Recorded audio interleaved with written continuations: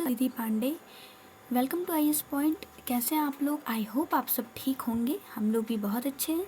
तो चलिए हम अपने चैप्टर को स्टार्ट करते हैं। ये लास्ट पार्ट है इस चैप्टर का, सौर विकिरण, ऊष्मा संतुलन एवं तापमान। ये चैप्टर थोड़ा बड़ा था क्योंकि इसे काफ़ी ज़्यादा एक्सप्लेन करके हम लोग को समझना पड़ा, ठीक है। तो लेकिन आज ये ख़त्म हो जाएगा। और हाँ देखिए, आप लोग प्लीज़ अच्छे से पढ़िए, ठीक है। नोट्स बना लीजिए और फिर अच्छे से समझ के पढ़िए। आई नो इस टाइम सभी को टाइम नहीं मिल पा रहा है, पता नहीं क्यों ऐसा लग रहा है जैसे सभी लोगों को थोड़ा टाइम का लग रहा है, जैसे काश दिन में 24 आवर्स के अलावा 48 आवर्स होते तो हम लोग कितना कुछ कर पाते। नहीं, ऐसा सबको लग रहा है, बट हम लोग को टाइम मैनेजमेंट करना सीखना होगा ताकि हम अच्छे से पढ़ सकें। ओके, तो चलिए स्टार्ट करते हैं। हमने पढ़ा था कि एल्बिडो क्या होती है, ठीक है। तो सौर विकिरण की जो परावर्तित मात्रा है ना, उसी को हम एल्बिडो कहते हैं। ओके, तो प्रथम 35 इकाइयों को छोड़कर जो 65 इकाइयाँ अवशोषित होती हैं, 14 वायुमंडल तथा 51 धरातल। इसमें हमने देखा था कि बजट क्या होता है। किसका बजट क्या होता है? विकिरण का, यानी सौर विकिरण का।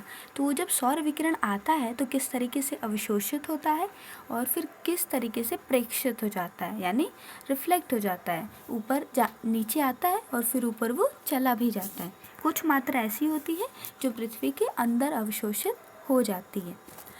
अब हम देखेंगे तापमान। तापमान को नियंत्रित करने वाले कारकों में हमने जाना था कि अक्षांश है, उत्तुंगता है, एक्सेट्रा, ठीक है।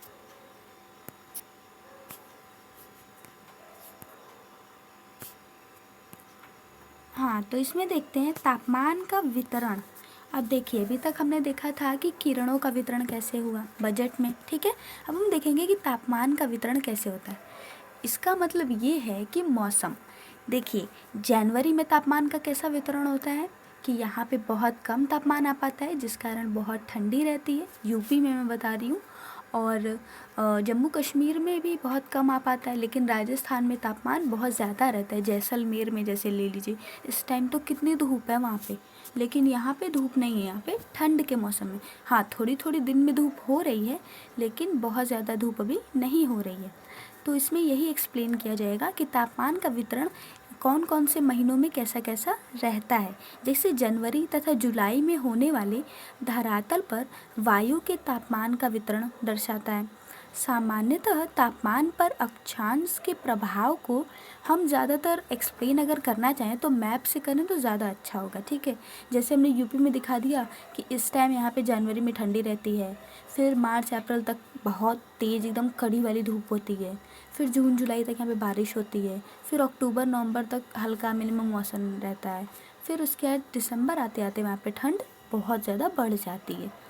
तो इस तरीके से हम उसे एक्सप्लेन करेंगे तो ज़्यादा अच्छा होगा, क्योंकि हर चीज़ अब हम लिख तो नहीं सकते ना, लेकिन मैप या इन सब चीज़ों की सहायता ले सकते हैं। अब आप यहाँ पे कैसे लिखेंगे मैप में? अब ये तो नहीं लिखेंगे ना कि यहाँ पे ठंड के मौसम में ये बहुत ठंड रहती है, नहीं। आप इसे सेल्सियस में माप के बता सकते हैं। मान लीजिए आपने अपने ही राज्य का मैप ले लिया या फिर अपने ही भारत देश का मैप बनाइए और उस पर एक्सप्लेन कर दीजिए कि यहाँ पे कुछ जगहों पे इस टाइम अभी मान लीजिए 20 डिग्री के अप्रॉक्सीमेट या 13 डिग्री के अप्रॉक्सीमेट टेम्परेचर है। जम्मू कश्मीर में -1 डिग्री भी है। जैसलमेर में देखा जाए तो 40 डिग्री या 42 डिग्री है।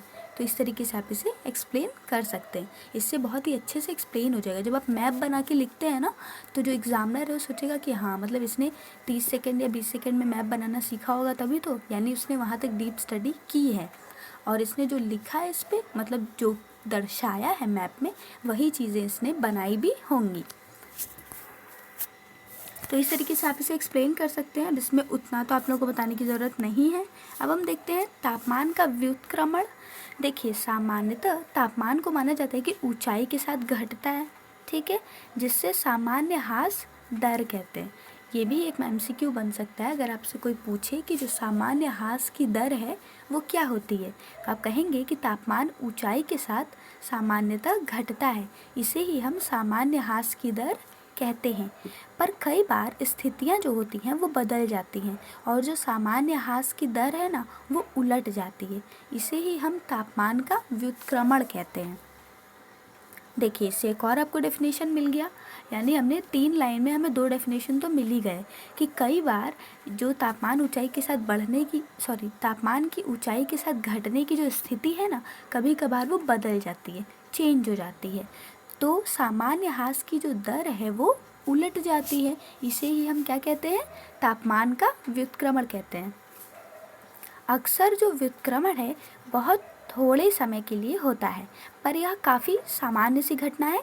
सर्दियों की मेघ विहीन लंबी रात तथा शांत वायु व्युत्क्रमण के लिए आदर्श दशाएं होती हैं। आदर्श दशाएं मतलब फेवरेबल कंडीशन, वो स्थिति जो उसे सपोर्ट करती है, उसके फेवर में रहती है। ठीक है, जैसे कि अगर आपको पढ़ना है और उसी टाइम घर में एकदम शांति हो 2 घंटे, तो वो स्थिति जो है आपको फेवर कर रही है, आपको सपोर्ट कर रही है, तो उसे आप क्या कहेंगे, आदर्श दशाएं कहेंगे। तो सर्दियों की मेघ विहीन, यानी सर्दियों में मेघ बहुत ही कम, मेघ विहीन लंबी रातें तथा शांत वायु ही व्युत्क्रमण को उत्पन्न करती हैं। दिन में जो ऊष्मा प्राप्त होती है वही रात के समय विकिरित कर दी जाती है और सुबह तक भूपृष्ठ अपने ऊपर की हवा से अधिक ठंडी हो जाती है। ध्रुवीय क्षेत्रों में वर्ष भर तापमान व्युत्क्रमण होना काफ़ी नॉर्मल सी बात है, यानी बहुत ही सामान्य सी बात है। भूपृष्ठीय जो व्युत्क्रमण है ना, ये वायुमंडल के निचले स्तर में स्थिरता को बढ़ावा देता है। धुआं तथा धूल कण व्युत्क्रमण स्तर से नीचे एकत्र होकर ये चारों दिशाओं में फैल जाते हैं, जिनसे वायुमंडल का जो निम्न स्तर है वो भर जाता है। इससे सर्दियों में क्या होता है, कोहरे का निर्माण होता है। ओके, तो देखिए कोहरे का निर्माण कैसे होता है, आप लिखेंगे धुआं तथा धूल कण व्युत्क्रमण स्तर से नीचे एकत्र होकर जब फैल जाते हैं तो वायुमंडल का जो निम्न स्तर है वो भर जाता है, इसी कारण कोहरे का निर्माण होता है। यह व्युत्क्रमण कुछ ही घंटों तक रहता है। सिंपल सी बात है, कोहरा तो कुछ ही घंटों तक रहता है ना। जिस दिन बहुत ज़्यादा ठंड रहती है उस दिन मान लीजिए 5 बजे से कोहरा लगा तो 9 बजे, 10 बजे, 11 बजे तक तो हट ही जाता है। सूर्य के ऊपर चढ़ने और पृथ्वी के गर्म होने के साथ यह समाप्त हो जाता है। हाँ, जैसे जैसे धूप निकलती है, अगर धूप जल्दी निकल गई 8 ही बजे तो 9 बजे तक कोहरा बिल्कुल समाप्त हो जाता है। पहाड़ी और पर्वतीय क्षेत्रों में वायु अपवाह के कारण व्युत्क्रमण की उत्पत्ति होती है। पहाड़ियों तथा पर्वतों पर रात में ठंडी हुई हवा गुरुत्वाकर्षण बल के कारण भारी और घनी होने के कारण लगभग जल की तरह ही ये कार्य करती है और ढाल के साथ ऊपर से नीचे उतरती है। यह घाटी की तली में गर्म हवा के नीचे ही एकत्र हो जाती है, जिसे हवा अपवाह कहते हैं। तो देखिए पहाड़ और पर्वतों पर रात में ठंडी हवाएं चलती हैं, ठीक है, लेकिन गुरुत्वाकर्षण बल का जो प्रभाव है उससे वो जो ठंडी हवाएं होती हैं ना काफ़ी ज़्यादा भारी होती हैं, तो वो लगभग जल की तरह ही कार्य करती हैं और ढाल के साथ वो नीचे उतर जाती है, क्योंकि उससे जो गुरुत्वाकर्षण बल है वो आकर्षित करता है और यह घाटी की तली के गर्म हवा के नीचे ही एकत्र हो जाती हैं, जिसे हम क्या कहते हैं, वायु अपवाह कहते हैं। अच्छा, एक क्वेश्चन है, किस किस को पता है कि प्लैंक का नियम क्या होता है? आपको पता है क्या? बताइए, जिन्हें पता है जल्दी से कमेंट में लिखिए। हाँ, तो लिख लिया आप लोगों ने? तो ठीक है, चलिए हम बताते हैं। प्लैंक का जो नियम है वो बताता है कि एक वस्तु जितनी गर्म होगी उतनी ही अधिक ऊर्जा का विकिरण करेगी और तरंग दैर्घ्य जो है ना वो उसकी उतनी ही छोटी होगी, यानी कि लघु होगी। 1 ग्राम पदार्थ का तापमान 1 अंश सेल्सियस बढ़ाने के लिए जितनी ऊर्जा की आवश्यकता है उसे ही हम विशिष्ट ऊष्मा कहते हैं। तो प्लैंक का नियम क्या कहता है हमें कि जो वस्तु है वो जितनी गर्म होगी ऊर्जा का विकिरण उतना अधिक करेगी और उसकी जो तरंग दैर्घ्य है वो उतनी ही छोटी होती है। ठीक है, तो इसे याद रखिएगा, काफ़ी ज़्यादा इम्पॉर्टेंट है। ये आपसे पूछा जा सकता है कि जो वायु अपवाह की क्रिया है वो किसके नियम को दर्शाती है या फिर किसके नियम के द्वारा कार्य करती है, तो आप क्या कहेंगे, प्लैंक के नियम के द्वारा कार्य करती है। और विशिष्ट ऊष्मा किसे कहते हैं? किसी भी 1 ग्राम पदार्थ के तापमान के 1 अंश सेल्सियस बढ़ाने के लिए हमें जितनी ऊर्जा की आवश्यकता होती है ना, हम उसे ही विशिष्ट ऊष्मा कहते हैं। ठीक है, समझ आ गया आप लोगों को? तो चलिए आप लोग का चैप्टर हम यहीं पे स्टॉप करते हैं और ये लेसन भी ख़त्म हो गया है। हम कल आगे से कंटिन्यू करेंगे न्यू चैप्टर को और फुल एनर्जी के साथ जल्दी जल्दी पढ़ के इसे ख़त्म करेंगे ताकि हम स्टैंडर्ड बुक्स पे मूव ऑन कर सकें। अगर आपको कोई भी डाउट है तो आप इसे कमेंट में पूछ सकते हैं, कोई क्वेश्चन हो, कोई क्यूरी हो, कुछ भी पूछना हो आप इसे कमेंट में लिख सकते हैं। और यहाँ तक वीडियो देखने के लिए बहुत बहुत धन्यवाद। अगर आपको ये वीडियो अच्छी लगी हो तो प्लीज़ इसे लाइक कर दीजिए और हमारे चैनल को सब्सक्राइब कर दीजिए, नोटिफिकेशन बेल को क्लिक कर दीजिए ताकि कोई भी वीडियो आपको जो भी इस चैनल पर अपलोड की जाए वो आपको मिल जाए। So thank you for watching and take care.